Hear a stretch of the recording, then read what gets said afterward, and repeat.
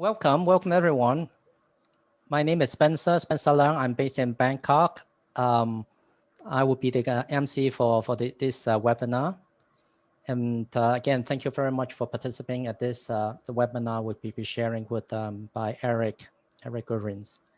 The agenda for today is that Eric will be sharing his knowledge about rafter beekeeping.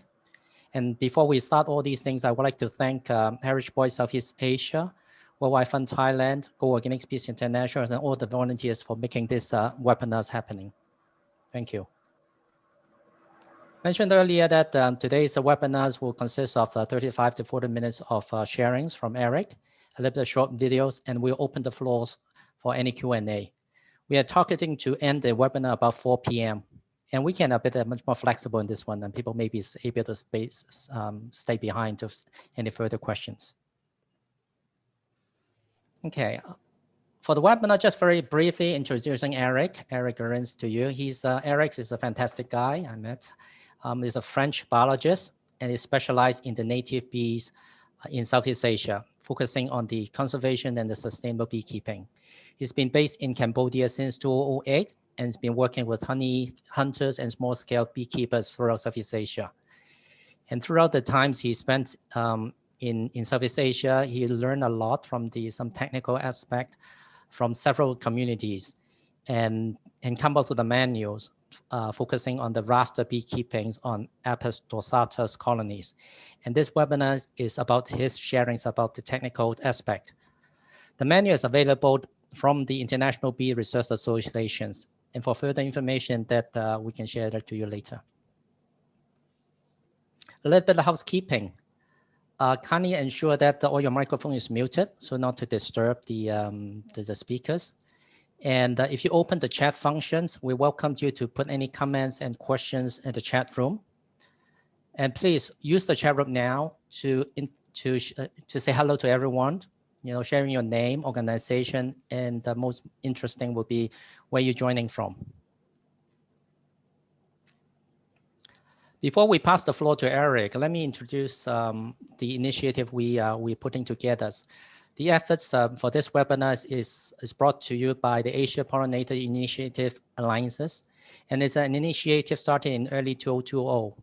The objective is to connect the like-minded people and organizations in Asia to raise public awareness for pollinators protections, and more importantly, sharing knowledge and resources.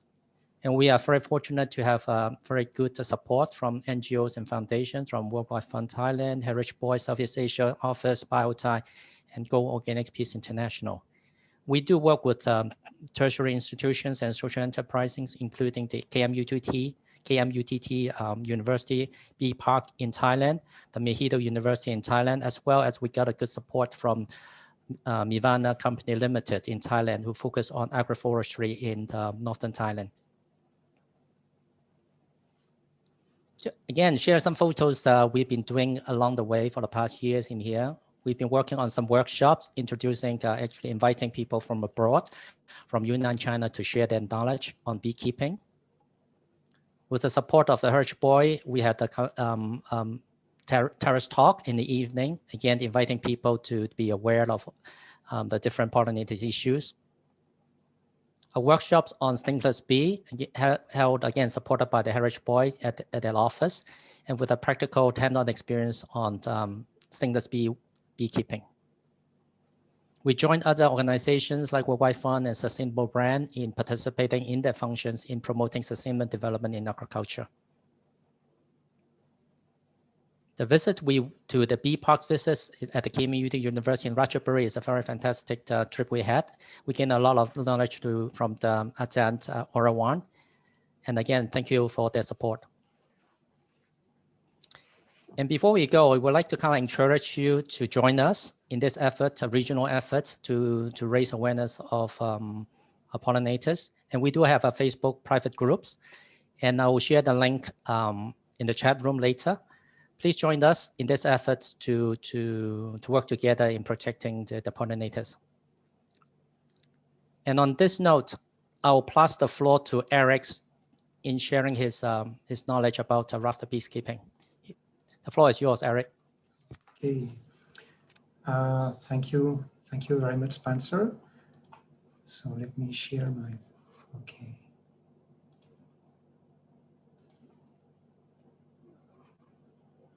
Okay, is that okay like this? Okay, so thank you very much everybody for your interest in rafter beekeeping. Before going into details about the technique itself, I will briefly introduce Apis dorsata, the Asian giant honeybee. Oh, sorry. So I don't know if I can. Sorry, I wanted to. Okay. Okay, so Apis dorsata is one of the two largest honeybees worldwide. The other species being the Himalayan Asian giant honeybee, Apis laboriosa. The worker bees of Apis dorsata are quite big. They can measure up to 2 centimeters in length, which correspond roughly to the size of a queen bee of Apis mellifera, or twice the size of a worker bee of this western honeybee. Apis mellifera is also distinctive by the size of the colonies it constitutes. These colonies can count up to 80,000 bees. The nest of Apis dorsata is made of a single comb built in the open air. And this comb can measure up to 1 meter in height by more than 1.5 meter in length. And the nest, so the comb, is usually covered by several layers of bees to protect the nest against predators and also to contribute to the thermoregulation of the brood. And the whole structure, including the honey, the pollen, the brood, and the bees, can weigh up to 40 kilos. So it's quite a big structure. Apis dorsata is a migratory species. The colonies move the location of the nest in response to seasonal changes. The patterns of these migrations remain poorly known, but we, for example, know that bee colonies can travel up to 200 kilometers during these migrations. Apis dorsata honeys are highly appreciated, and their collection contributes to the livelihood of tens of thousands and possibly hundreds of thousands of honey hunters in South and Southeast Asia. And these honey hunters are often belongs to the poorest communities. Traditionally, not only the honey, so this part, is collected, but the whole nest is cut off. Even though the colony might survive the destruction of their nest, provided that the queen has not been killed during the harvest, depriving colonies from all their food stores and brood is likely to affect their ability to swarm. And swarming being the mode of reproduction of honeybees, if colonies produce less swarms, it may contribute to a decline in local bee populations. So we call this kind of harvesting method unsustainable. Several communities have adopted a more sustainable way to collect, to harvest from Apis dorsata colonies by harvesting only the honey part, at least actually only a part of the honey that we call honey head here, and leaving the brood intact. They allow the colony to continue its development and have the chance to harvest a second time or a third time from the single colony before the colony abscond. So after the harvest, the bees, provided that there are still enough flowers in the area, the bees will create a new honey head here that can be later harvested. However, because colonies often nest high up in the trees, honey collection from Apis dorsata remain a perilous activity. To figure out, to get an idea of the risk taken by these honey hunters, we can imagine ourselves being attacked by thousands of giant honeybees while operating several dozens of meters above the ground. There are accidents for honey hunters.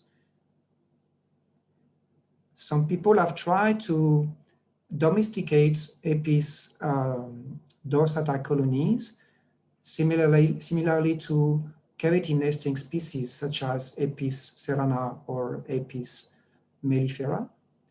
But these trials to manage Apis dorsata colonies in hives have failed, which is not a surprise, as the Apis dorsata is an open nesting species. So Apis dorsata colonies do not feel comfortable in boxes.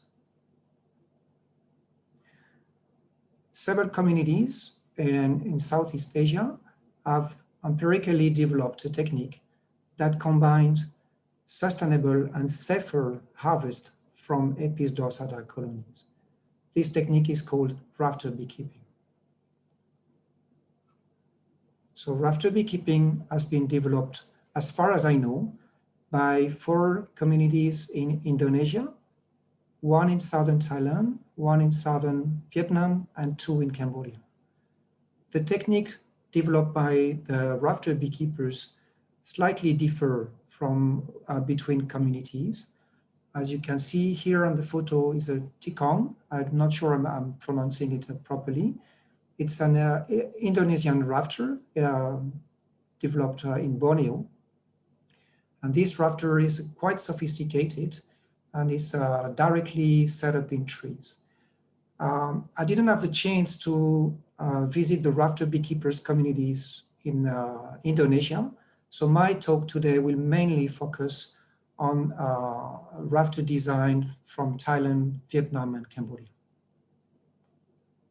So what is a rafter? It's quite a simple construction. Basically, a rafter is a trunk of about 2 meters in length, supported by 2 vertical poles and mimicking a branch of a tree to attract Apis dorsata swarms to nest beneath it.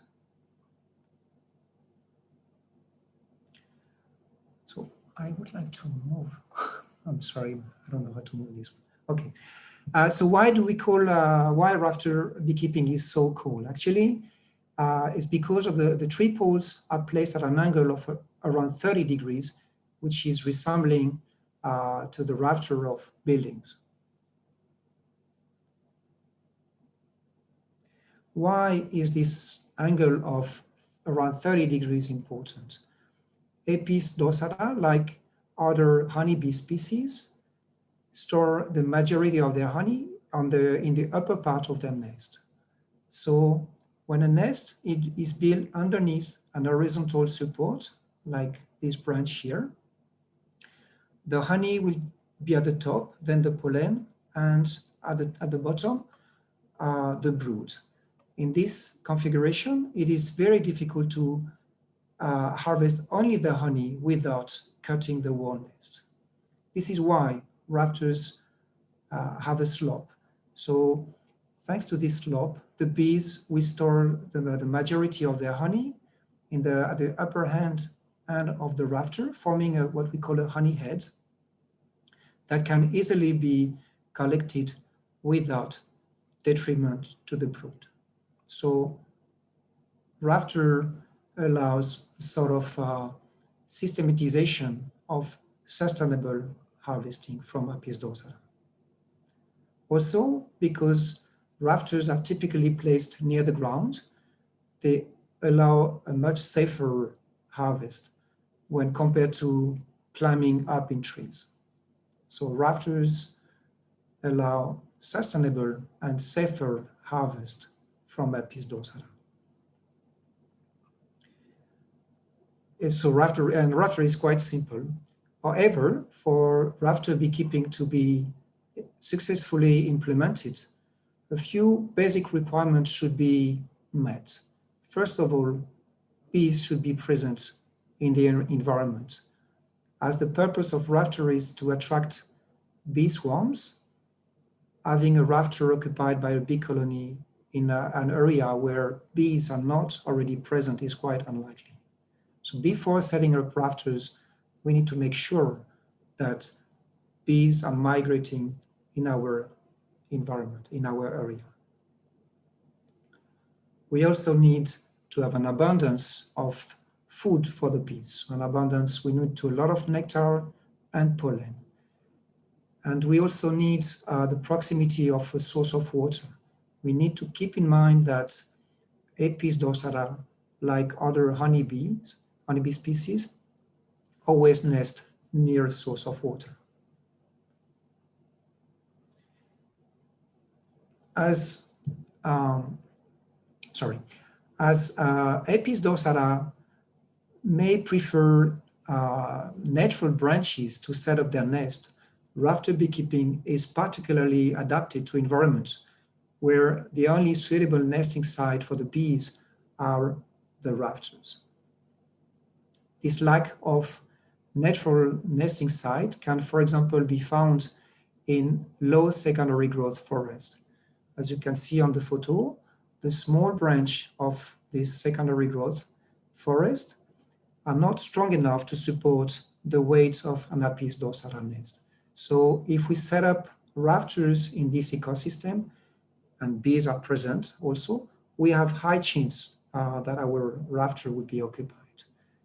In Cambodia, rafter beekeepers consider 2 to 4 meters, or what they call elephant size, as the ideal secondary forest to set up rafter. This is an example of an occupied rafter in a secondary growth forest in Cambodia. So you see all around the small branches, none of them is suitable for nesting. Swamp Melaleuca forests, which are abundant in southern Thailand, southern Cambodia, and southern Vietnam, very likely in other parts of Southeast Asia, and India, I guess, as well, but I don't know, is also a favorable environment to implement rafter beekeeping. Melaleuca is a very good bee tree, so bees will have a lot of food. And another point that is interesting for Melaleuca forest is that Melaleuca trees bloom over a long period of time, several months, and often bloom twice a year. The main blooming season is during the rainy season, but there is also another bloom in winter. As you can see on the main photo here, Melaleuca trees can grow pretty big. So here, the limiting factor for nesting is not the strength of the branch. But if you look at the other photo here, it's a bit more detailed. If you have a look at the back of the Melaleuca branches, this bark is very loose and papery, so the bees cannot attach their nest on this branch.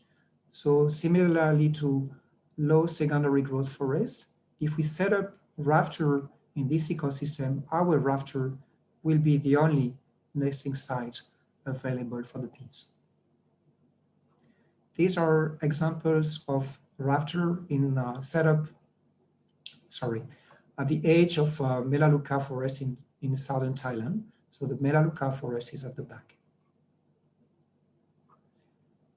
If we want to introduce rafter beekeeping to communities, it's very important to make sure that the ownership of the rafters will be recognized among the community members. If people don't trust each other, they will not take the risk to set up rafters and have their colony robbed.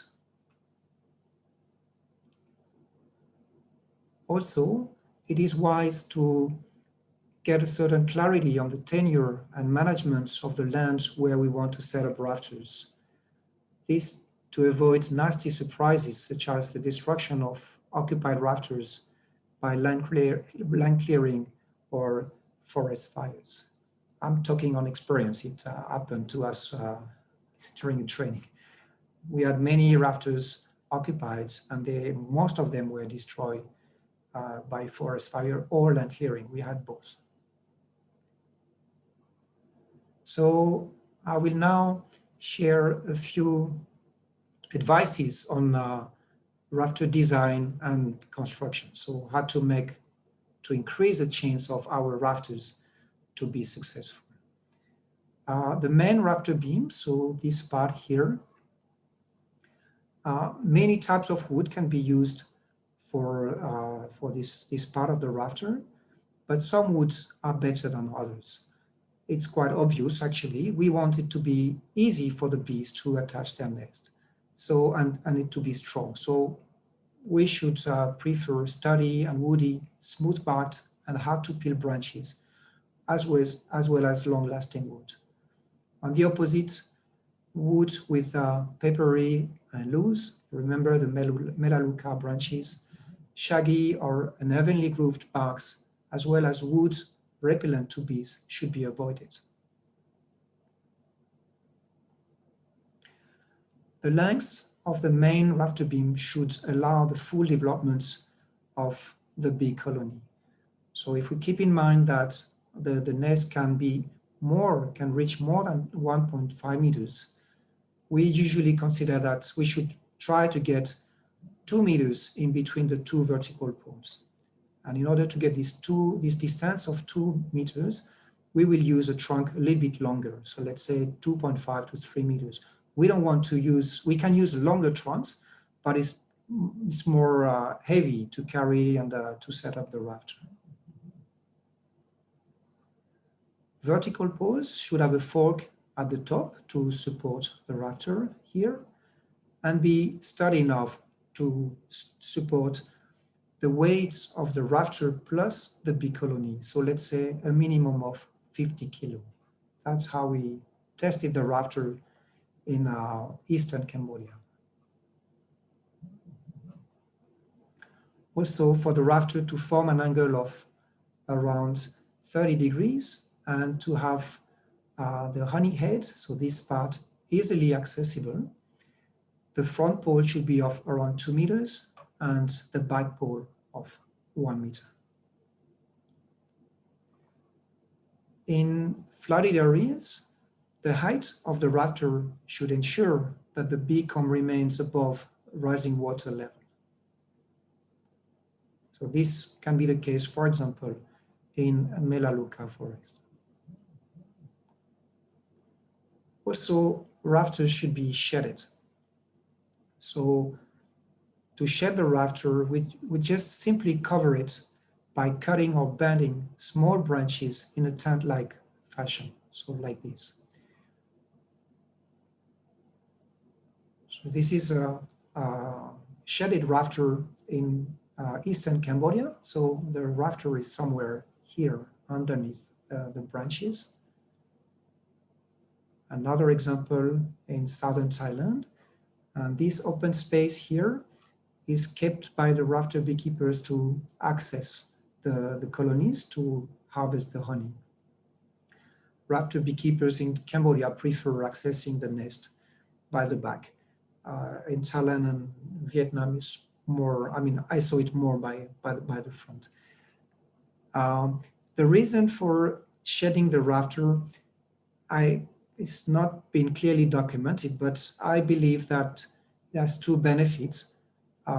First, bees might feel safer if they feel protected by some vegetation because they nest near the ground.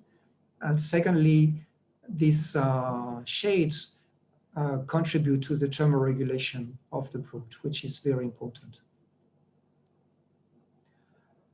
Also, the small branches in front of the upper end of the rafter, so here, should be trimmed to allow an easy access to the bees, to their nest. So we want the bees to be to easily fly in and out their nest.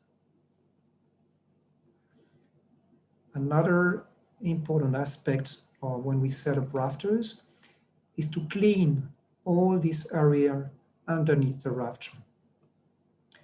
Actually, we we should not leave any small trees or branches that might touch the future comb when the rafter is occupied, because these small branches or trees may facilitate access to predators or damage the comb if it's windy. So we need to, it's very important to clean. And when we set up rafters, as long as our rafters are not occupied, we should periodically check our rafter to make sure that no vegetation might prevent bees from selecting this specific rafter. As Apis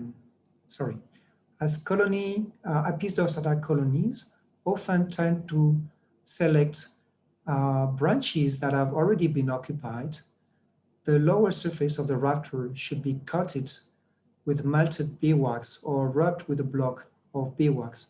This is to simulate previous occupation, and this way we can enhance the attractiveness of our rafter.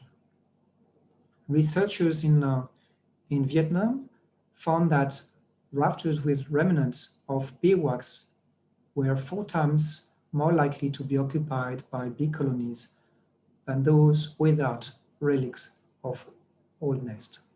So in Cambodia, rafter beekeepers don't use beeswax. They consider that it's useless, but it seems not to be the case.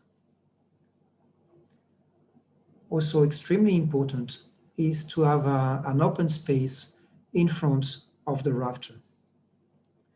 So put in other words, the vegetation in front of the upper side of the rafter should be lower than the upper side. So you can see here on the photo, the upper part of the rafter here and the vegetation in front.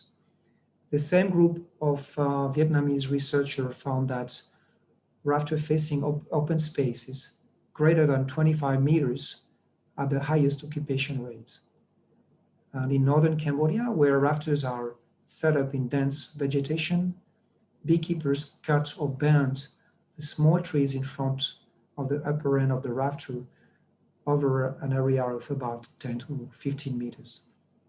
And in Thailand, if you remember the first photo of a rafter, of 2 rafters in Thailand, rafter beekeepers in Thailand set up their rafter on the edge of Melaleuca forest, rafters facing the open space. Lastly, when should we set up our rafters? So as the purpose of rafters is to attract bee swarm when they come in our area, we should set up our rafters ahead of the migration of the bees in our location. Okay, so I finish my presentation, and before going to the question and answer session, I want to show you a short video about honey harvesting from a rafter in Cambodia. And this video was filmed by my friend Danny Jump. I'm happy to mention him today, as Danny Jump used to do a lot of work with rafter beekeepers in Cambodia, and he helped them a lot. And he's also the person who introduced me to this wonderful technique 12 years ago. So I'm not sure he's part of us, but anyway, thank you, Danny. Okay, so I think you can share the video now.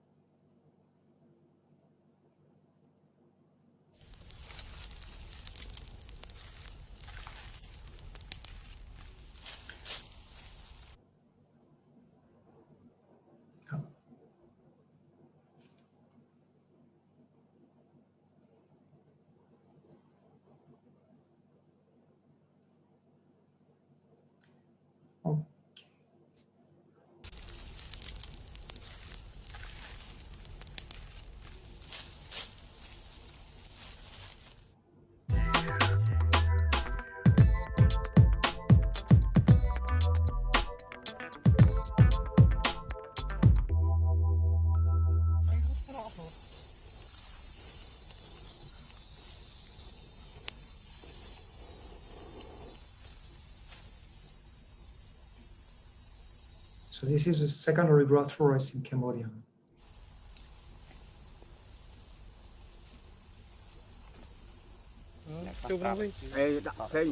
That's occupied rafter.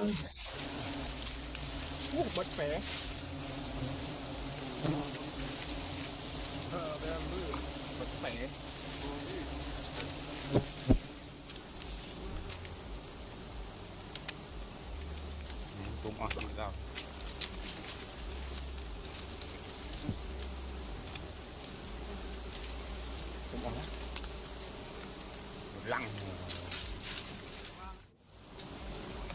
vô du phía tích lâu ấy.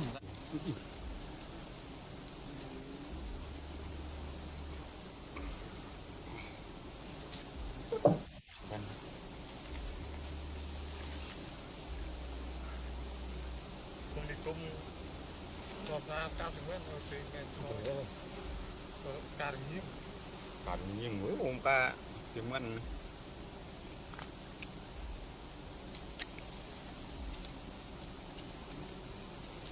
ខ្ញុំរេសលីវិញតិចទៅមកបើតាមតាមអានេះទៅឯងស្នោះវាต้องបាល់ប៉ុណ្ណឹងអត់thêmដាក់អស់គឺជួយវិញតិចអត់thêmដាក់គឺបាល់វិញទៅ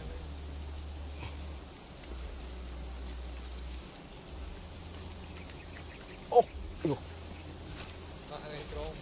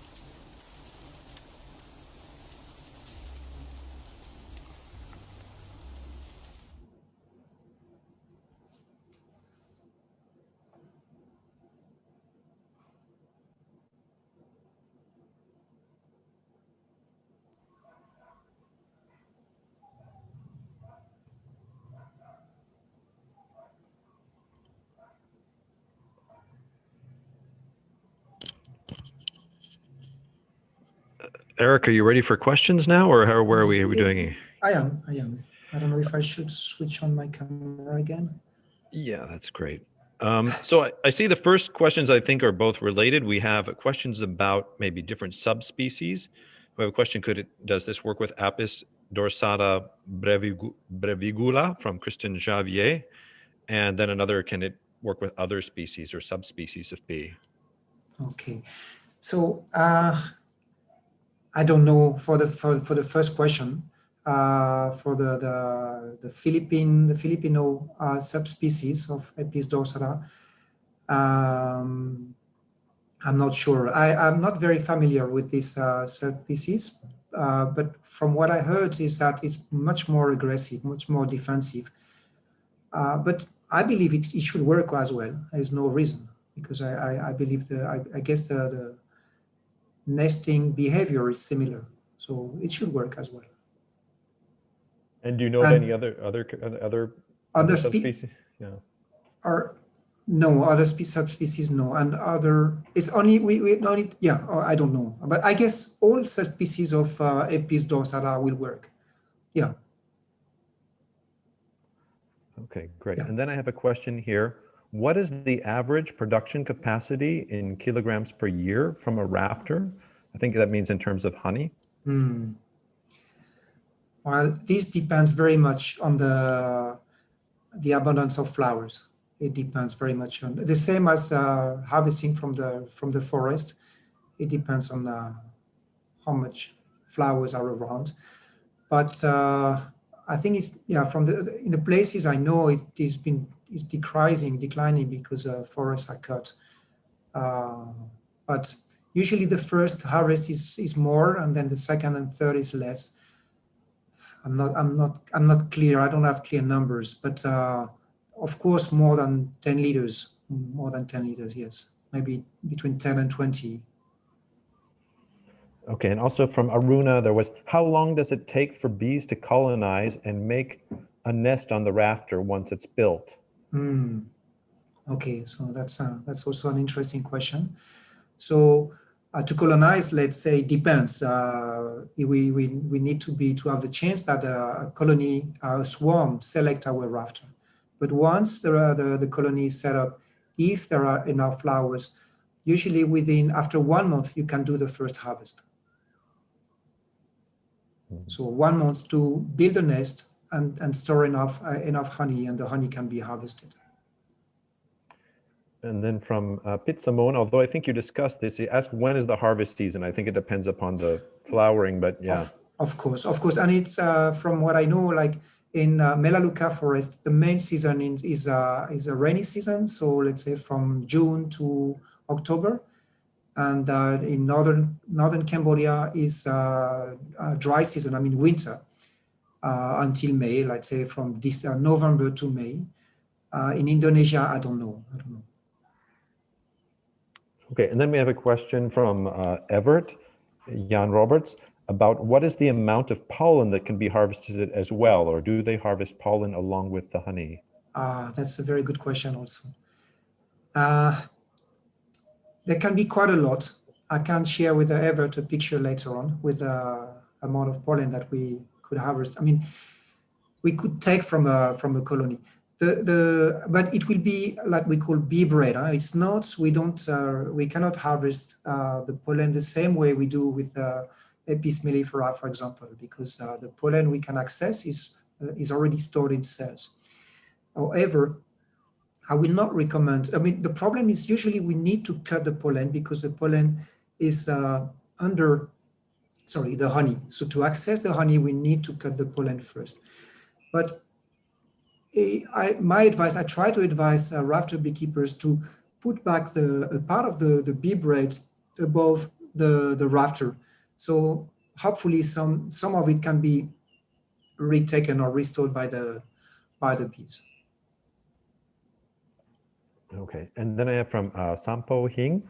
Have the number of people applying this technique increased from 1 year to another? Is it increasingly popular? No, it's not. As far as I know, no, because with the communities I'm following, all of them they are facing a decline in honeybee population everywhere in northern Cambodia, in southern Cambodia, in southern Thailand, and southern Vietnam. They're all facing the same problem: less and less bees. And so some of them are getting discouraged. It's tough. Okay, and then I think this is not looking at rafter beekeeping, but in terms of just for Apis dorsata natural habitats, it was asking, do you know if there are preferred tree species for Apis dorsata? Maybe if we wanted to try to restore the forest health in terms of the long-term, are there species that you know of that are particularly good for habitat for Apis dorsata? So I will answer this way. I think so. Apis dorsata, they have two needs. They need food and a suitable site to nest. So food, it's not been well documented, but we start to have documentation about the good flowers for Apis dorsata. There has been some work in Thailand and maybe in the Philippines as well. I started to do it in Cambodia also. So if we encourage, protecting these specific trees or replanting them, that would be good for Apis dorsata. And regarding the nesting trees, there are many actually. Many. It's not. Some are preferred. Some nesting tree. I don't have the name in mind, but some, yes, are highly preferred. But they can nest on many kind of trees. I think you covered this fairly well, but from Navnath Gore, sorry if I pronounced it incorrectly, it says their preferred, how do we ensure that a particular area is suitable for rafter beekeeping? I think you discussed the key points of the presentation. I don't know if there's anything beyond that. Yes, no, I think, yeah. And then from Leo Ballerini, would there be a minimum size that the nest needs to be in order to be harvested from?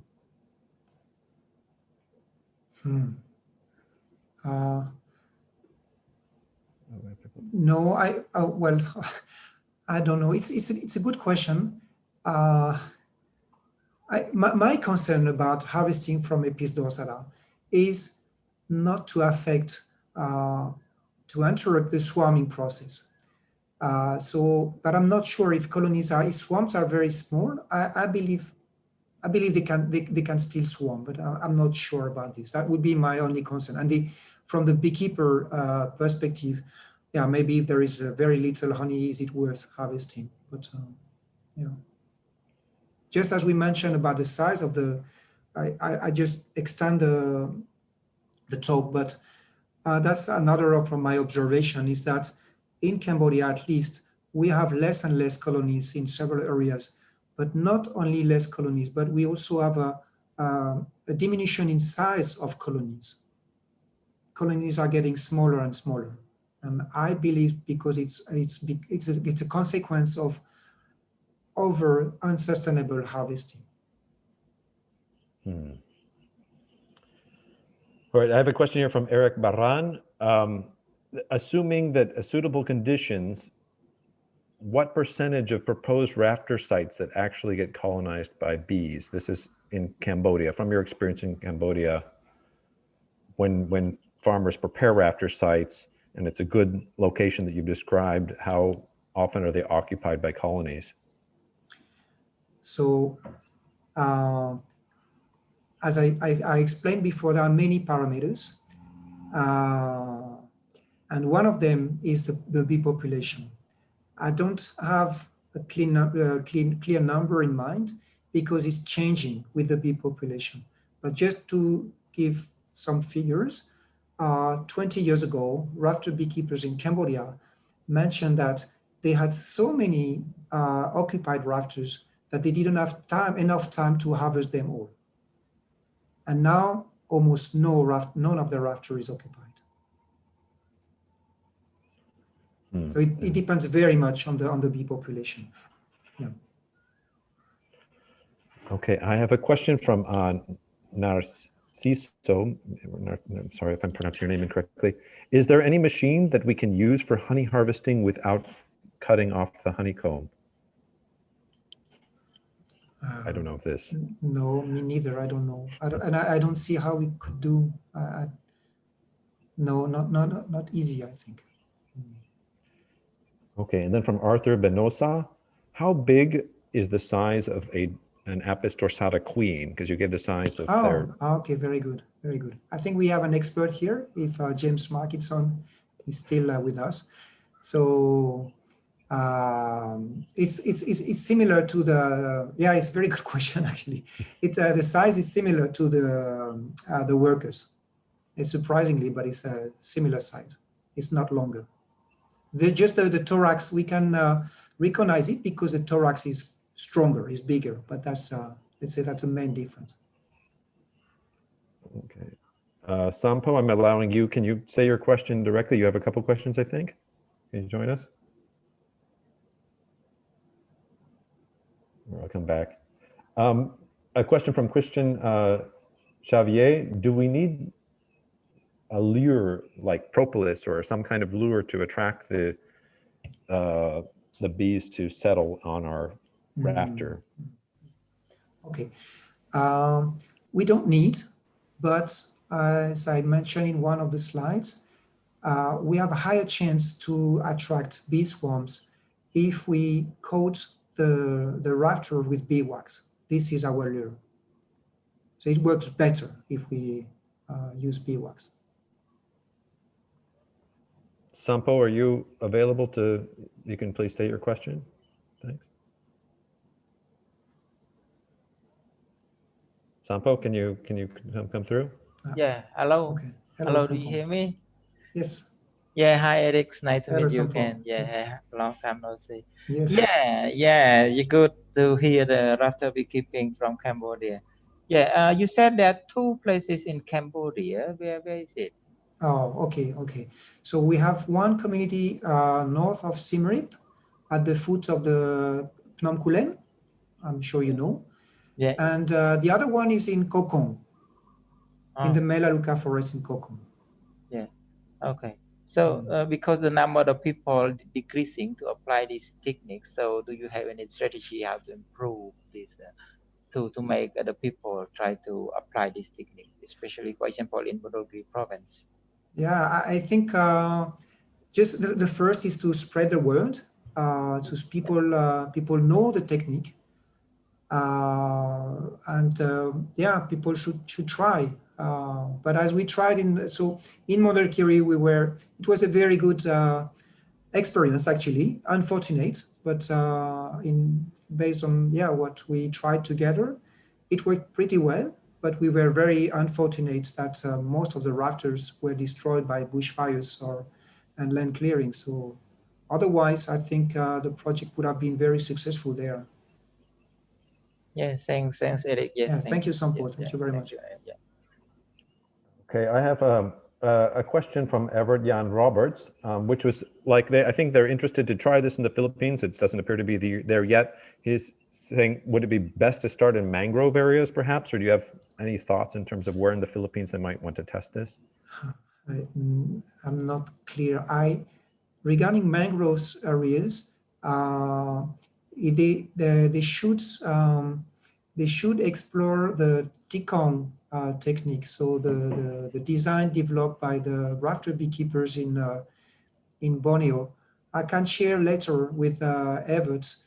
I think, yes, I guess I have a few articles related to this technique also. So maybe in mangroves area, because maybe the Cambodian, Thai, and Vietnamese design might not be totally suitable, but they can try. I mean, I think if they just follow the basic requirements, so they need bees, they need flowers, lack of nesting sites, and clarity on the management of the land. They can work. They can try. Okay, then I have a question from Anna Loxin to all of us. Why not advocate bee pasture development along with rafter beekeeping? If there's a lot more food, more colonies are bound to nest in the area. And after all, the amount of food usually determines the bee population. I think, of course, this is part of our holistic strategy in our network. But Eric, why don't you talk about that from your perspective there and your work? Oh, I think, Amy, thank you very much for asking the question. But I think the answer is in your question. There is no why not. Of course, we should do. Yes. Yeah. Of course. Yeah. Maybe the challenge is to have access to land. I mean, for example, in Cambodia, or I think in Thailand is the same. Sometimes we have difficulties to have access to land to grow bee forage plants.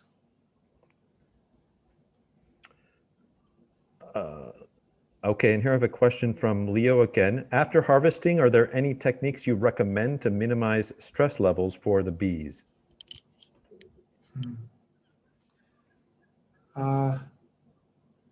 After harvesting, no. I think usually what happens is that, so we smoke, I don't know if you saw in the video, we smoke the bees to make them fly away. And we have around 10 minutes maximum, and then the bees will come back. I believe it's a big stress for the bees, of course, like any honey harvesting. Of course, sustainable harvesting, so like taking only the honey, is less stressful for the bees than cutting the wall nest. But no, further than this, I don't know. But it's a good question, of course. It's thank you for asking. It should be one of our concerns. Okay, and then again from Arthur Benosa. After the bees have occupied the raft, will they always abscond at some point? Or can somehow you have year-round forage, if there was enough forage and they would stay there or smokeless harvesting? Let's start with the natural behavior of Apis dorsata colonies. most of them, based on my experience, most of them are migrating. Sometimes they stay, or let's say they don't migrate at the same time. Some might decide to stay longer. I believe that when we harvest the honey, it's still stressful for the bees, so there are higher reason to migrate, knowing that in most places, as far based on my experience, in most places there is not bee forage year long.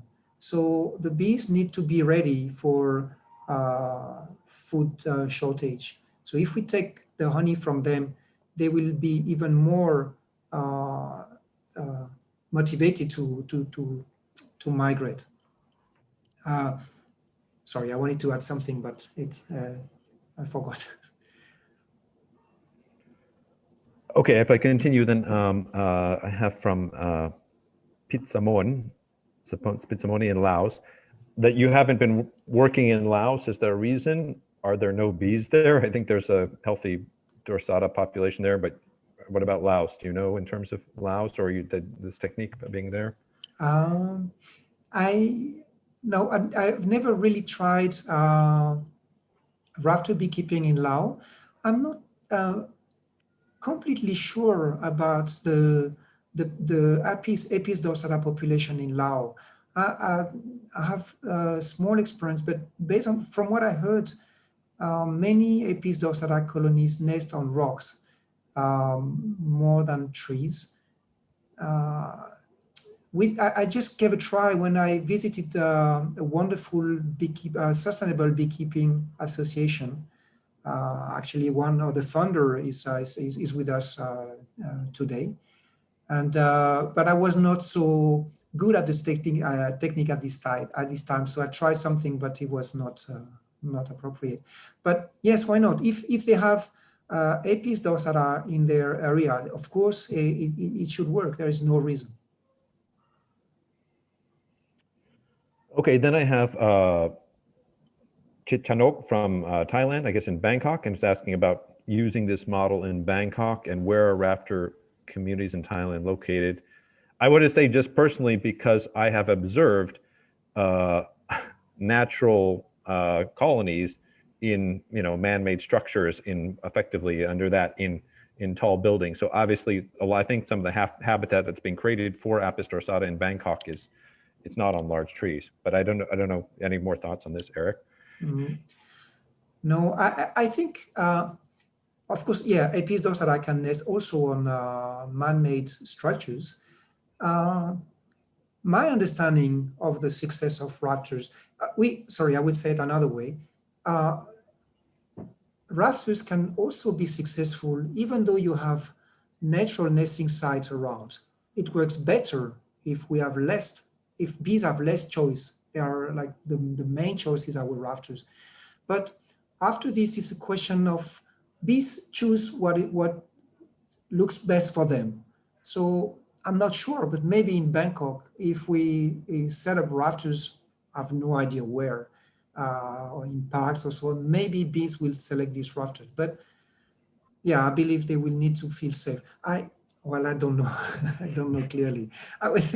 Why not? Once again, we can try, but we need to, should have enough. If there are only a few colonies, we have less chance of having our rafters occupied as well. But why not? Okay, and now I have from Chrissy Guerrero. Is there an optimal elevation level for the rafters? I think like how many meters off the ground, I think it showed on your picture, or does it matter? I mean, it could be higher up or lower up. Lower, we have to be careful that the comb doesn't touch the ground. So that's for the minimum. And higher, the limitation is easy access to the honey head. So if it's too high, it will be difficult to harvest the honey. Oh, okay, no, she says it's about like the altitude of altitude. Like, is it better near sea level or at 300 meters above sea level, or any of this? I don't know. In southern Thailand, Vietnam, and Cambodia, rafters in Melaleuca forest are set up near sea level. In Siem Reap, it's higher, at higher altitude. I think as long as we are in the distribution area of the species, and we have the basic requirement, it should work. I mean, yeah.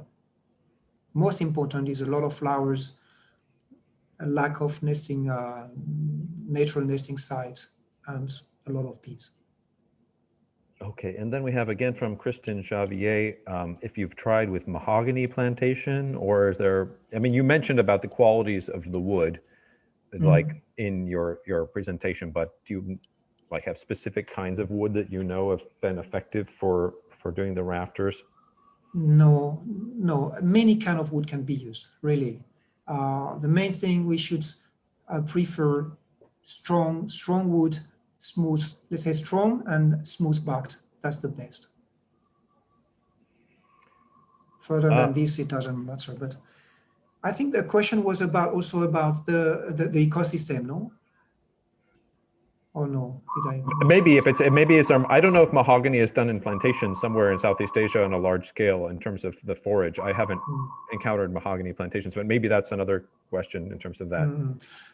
Well, I don't know about that. I don't know. I was recently visiting a kapok plantation in Cambodia.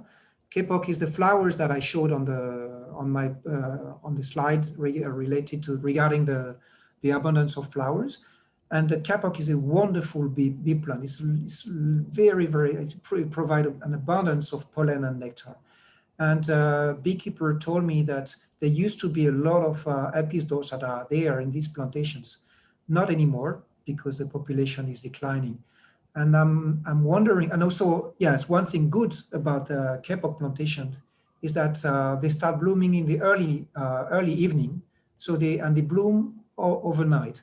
So that could be very good for Apis dorsata, because Apis dorsata can forage at night. So there will be no competition with other bees. But kapok trees, the branch of kapok trees should be good for nesting also. So once again, if we set up rafters near, because I'm talking about kapok because I know near kapok plantation, maybe some colonies will prefer our rafters. I'm not sure. And similarly to this ecosystem. I think it's, yes, with the information I could gather from my own experience and from other researchers' work, in the manual I could describe quite clearly, I think, what is important to make rafters successful. So just follow the guidelines and to increase the chance. And then we just need to try. Okay, I think that other questions I've seen, I think have been largely covered already. I guess maybe there's some about flower, but I think we should try to wrap it up, the session for today.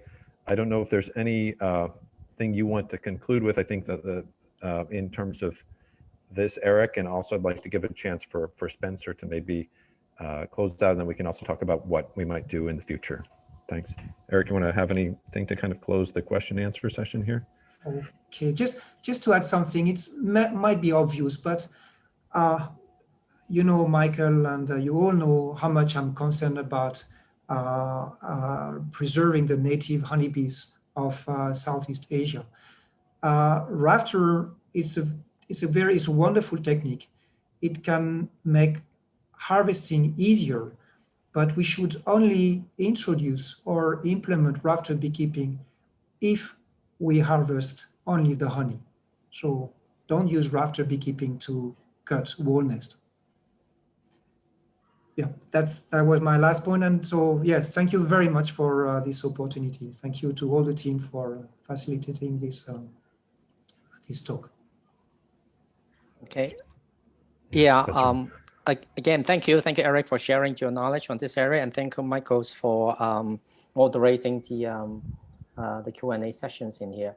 Right now it's almost 4 o'clock Bangkok times in here. I think there's a few more questions in here. Unfortunately, we're not able to address the questions in here, but I'm sure that Eric is always available by emails. we'll contact. Sure, And sure. if you have any further questions, you can write directly to him, and they will get back to you. And I mentioned earlier the things that brought this webinar today is the APIA, the Asia Pollinator Initiatives Alliances. And although we talk about bee here, but bee is not the only pollinators that we need to preserve and be aware of in here. We like to encourage more and more people to be aware of the pollinators, the danger they're facing at this, shall I say, the not quite sustainable the developments of the whole world. Again, it requires a lot of efforts. Upcoming events, we have been scheduled in mid-February. Dr. Puchi Hiwa from India to share again his. Oh no, from Sri Lanka. Oh, I'm sorry. I'm sorry, Michael. From Sri Lanka. Sri Lanka. To share his experience about what contribute the bee-friendly farmers. And I encourage people to join our private groups, and we will have more posting information about how to join and for the informations on the Facebook. And if people wants to direct questions in here, please feel free to write to me. And my name is Spencer at goorganics.org. If there is, and again, before I close this officially this webinar, again, I would like to thank the Worldwide Funds, Heritage Boy, BioThai, Mivana, and all the volunteers, Michael, Sue, Abs, and all these people that's making this possible and supporting. And more important, of course, is the Eric's generous sharings of his knowledge in this area. And I hope we can connect you all again in the future. And let's work together in making the world much more sustainable for our pollinators. Thank you for attending the event, and I look forward to seeing you all. I declare the webinar closed. And if people wants to stay behind for another 10 minutes, the Zoom again will be still open for further discussions. Okay, but only for about 10 to 15 minutes. Thank you.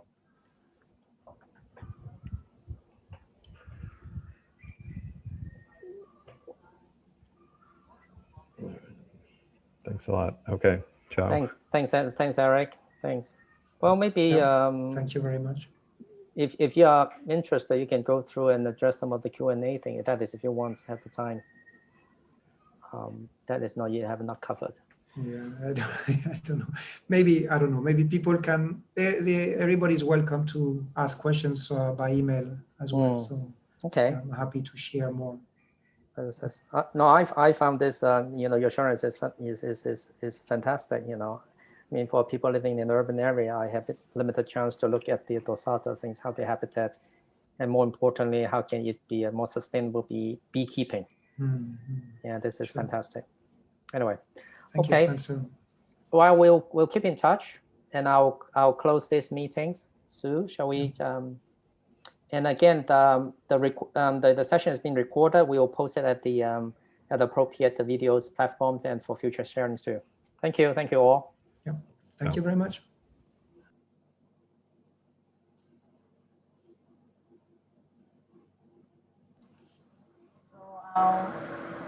VPN. Yes, Sue. Yes. Thank you so much, everyone. Thank you all. Bye.